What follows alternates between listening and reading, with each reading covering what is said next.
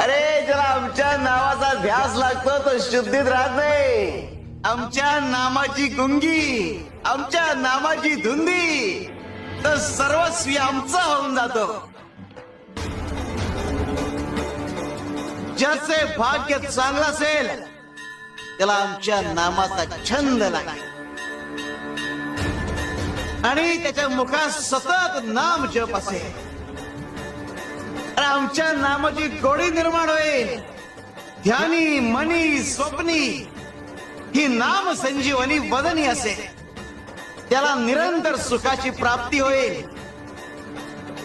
तसं मधाचं सेवन करण्यासाठी भ्रमर कमळ फुलात गुंतून पडतो आणि अत्यंत आनंदाने आणि आदराने मधाचा आस्वाद घेतो. आमच्या भक्ताचे मन आमच्या नामाचे ध्यान लागून उच्च पातळीवर स्थिर होते. मन नामात एकाग्र होईल. त्याची चंचलता नाहीशी होईल आणि त्याचे उन्मन होईल. अरे नामस्मरण हेच प्रपंच व परमार्थ साधण्याचे साधन आहे.